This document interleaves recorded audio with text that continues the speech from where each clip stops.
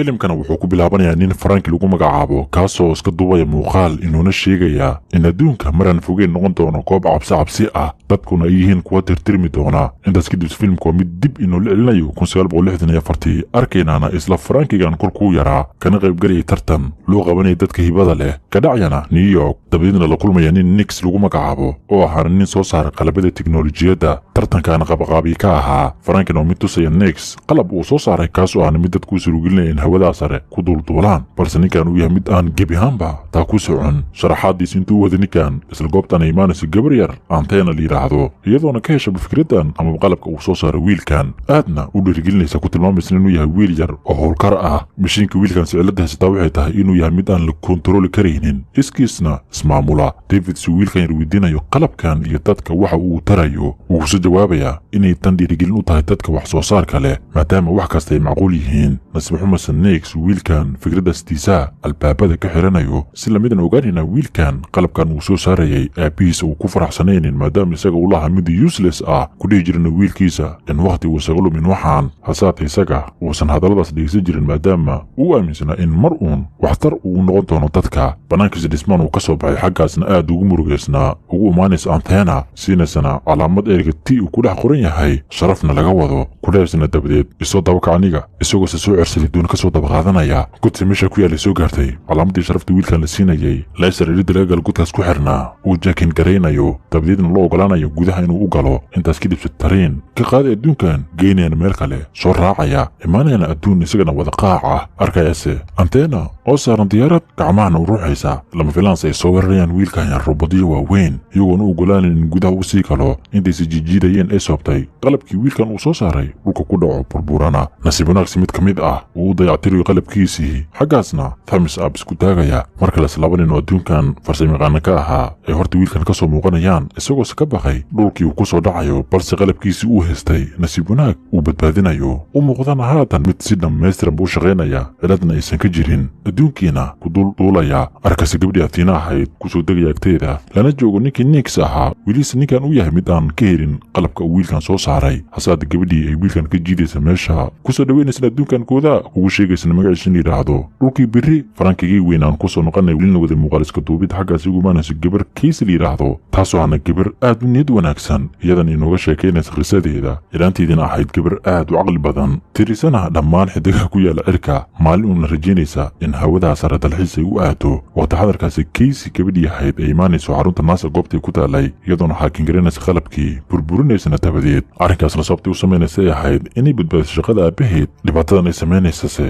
ay ishu ku hayso gabadhii Athena ahayd Casey oo guriga dib ugu soo noqotay daaqadana ka soo gashay walaalkeeda ka yar Nate uu arkayo hasaada ka dalbanaysa inuusan aabahood u sheegin guriga ka soo daahda darteed dhinaca kale Athena ay helayso mid ka mid ah timihii gabadhan iyadoona jeekin ku samaynaysa bedelaysana DNA-geeda dabadeedna xarafkii T ee sharafta ah ku dul samaynaysa maalinkii saxiga waanina gabadhan aabaheed Eddie uu yahay nin injineer ka ah NASA burburidii goor ay u geysanaysana ay ula dan lahayd in aabaheeda looga yeero shaqada si uu dayactiro qalabka nasiib xumarsi aan shaqadii looga yeerin maadaama qalabkii goor burburinaysa mid la mid ah ay keensadeen isla habeenkiisa markale Casey dib ugu soo noqonaysa xaruntii iyadoona isla burburi kuwaan cusub ee la keenay si aabaheed shaqada dib ugu noqdo nasiib xumarsi toogtan ilaaleesha xagga indhahooda furnaayeen gacanta ku dhigaya xabsigana loo taxaabayo nasiib wanaagsi subaxii laga soo deenaya xabsiga iyadoo si qaadanaysa waxyaabaheedii lahayd xaggaas ku arkaysa xarafkii T ahaa ee goor hore Athena u diyaarinaysay la yaabantan cidda meeshan keentay maadaama aysan iyadoo goor hore ogeynin taabataasi is arkaysa iyadoo ku sugan goob beer ah aadna taa welwelaysa markales ay ku celisay meel fog arkaysa magaalo aad u qurux badan u jihaysanaysana dhankeeda iyadoo suun dhex socda saldhigii madaxii ku dhibsanaysa dhagaxii sare dhismahan aabaheed arrinkaas arkay aad uga carunaya dabadeedna xoog ku soo kaxaynaya gabadhiisa gaarigooda intay soo saarnaayeen tusaysa aabaheed qalabkii yaraa ku tilmaamaysa inuu yahay mid sixir ah hasaada kolkuu isaga taabtay waxba aysan dhacaynin xoogna kaga qaadanaya gabadhiisa habeenkiisa si qarsoodiya uu soo gelaysa qolka aabaheed si uu la baxdo bahalkeedii gurigiisa baaskilkeeda kaga soo baxday wadda cidlaana imaaday taabanaysa isarkaysna iyadoo ku sugan magaalo aan inaba caadi haynin dhulkii Britolana ah quruxdiisa aad u heshay Imanis Station trinada laga raaco oo xaggaas ku yaalay Teslana ay lahayd meeshaasna kula kulmaysa haweeney robot ah oo u muuqata mid luqad ay ku hadlaysa fahmaysa xaggaasna sheeko ka bilaabaya tareegiisa u yimaaday gabadhan ay arkayso koox cirbixiyaan ah oo xagga safar ka sii ah kudhahana gabadhan inay raaci karto dii doonto iyadoo saddex gacmeedkoodii ka dabagelaysay gabadhan ay riyadii ka baxayso kusoo noqonaysaan adduunkii caadiga is arkaysan iyadoo goob biyo ah dhex socota gurigiisii dib ugu soo noqotay walaalkeed ka dalbanaysa inuu u daaro laabtoobka aabahooda maadaama isig baasboorka u garanayay internetkiina ka baaraya qalabkan cid ka iibsanaysa ugu dambeyntiisa dukaan arkeen gabadhan ay walaalka dalbanayso in aabahooda aysan u sheegin in guriga ka tagtay kudhahana in safar dalxiisa ay aaday maalinkiisa gabadhan ay soo aadayso binkan dukaankii ka iibsan lahayd halka gurigoodina gabadhii antiin ahayd ay imaanayso waxaana ka weydiinaysaa Casey meeshay qabatay wiilkan yar soo goor hore ballan ka qaaday walaashiis been uu sheegayo antiinas ay ka dalbanayso in runta uu sheego maadaama mustaqbalka ay ka imaaday dhinaca kale Casey ay imaanayso dukaankii goobtuu ku yaalay xaggaasna kulkulmaysa lamaane iyagoona weydiinaya qofka siisa qalabkan waas mid ugu jawaabsiinaysan garanaynin iyadoose dukaankii kasii tegaysay lamaanahan ay soo weerarayaan gabadhan yar isku dayday sidii nafsadeeda ka badbaadsato meel kasta looga daba imaanayo ka hor siindiisan dilin nasiib wanaag antiina ay xaggaan imaanayso ku tuuraysana bam wakhtigiiba istaajiyey kudhaysana Casey isoo dabka aniga kasii bixidoodiise lamaanayaashii mar kale soo weerareen nasiib wanaag antiina ay meel saarayso intaas kadibna labadooda gaari ay soo xadeen saqwada kaxaysanaya ugu dambeyntiisa Casey ay ogaanayso in antiina ay tahay gabar robot ah waana mid si kam ah bariga gaariga u qabanaysa isku dayaysana inay ka cararto antiina maadaama aysan ogeyn waxay ka rabto iyadoose soo ceedsatay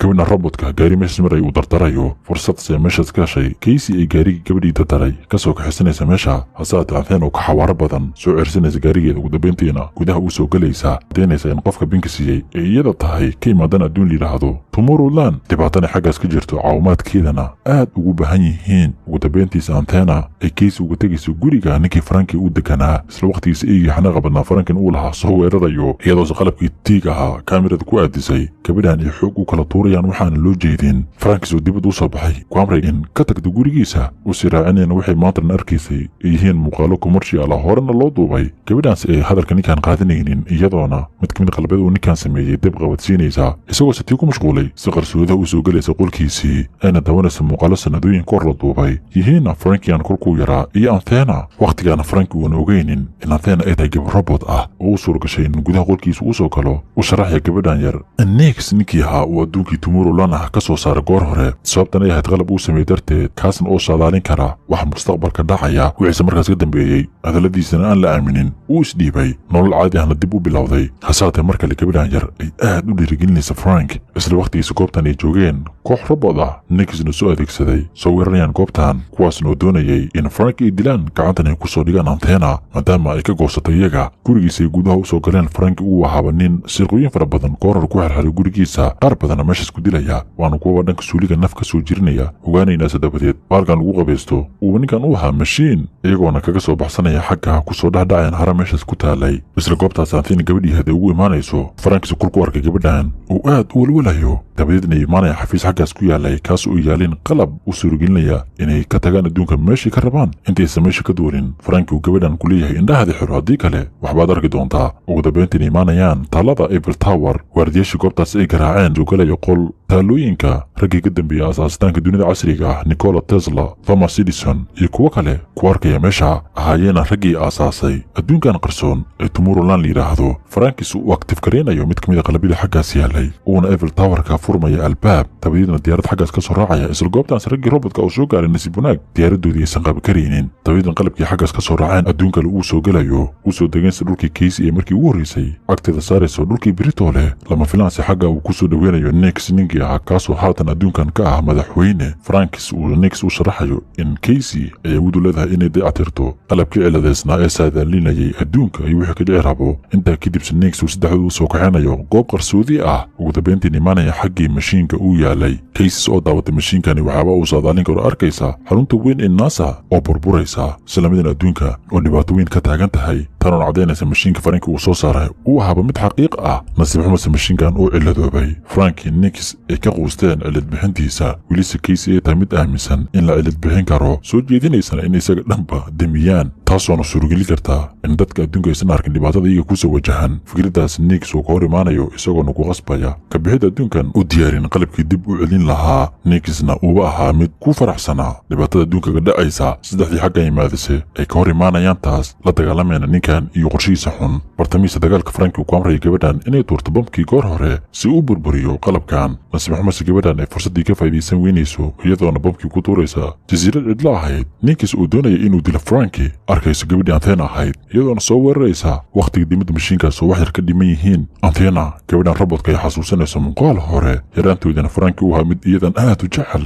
maadaama uusan warkaynin in robot ay tahay ugu dambeyntiisa nafsadeedu u huraysa in qalabkaas isku qarxiso si uu badbaadiso adduunka. intaa kadibna Frankie uu ku soo qaaday qalabkiisii biidbiidayay dabadeedna ku dul deynaya mashiinkii ninkiis uu doonaya in adduunka uu ku burburiyo xaggaasna ku macsalaameynaysa ninkii berigii hore jeclaa. kuushii kadibse Frankie iyo Casey ay go'aansanayaan in inta tabartooda adduunka ay ka dhigaan goob nabad ah iyagoos adduunka aad dib u soo noqday. gabadhan ay ciidan ahaan u qorayso walaalkeed iyo aabaheed halka Frankiina loo xil saarayo soo saaridda qalabkii tii ahaa dabadeedna caruuro talanti lahaa u qaybinaya qalabkii loona kala dirayo adduunka qaybihiisa kala duwan. filimkiina waa mid xaggaas ku gabagaboobaya kumaysan daawashadaada filim kale noo balna jow.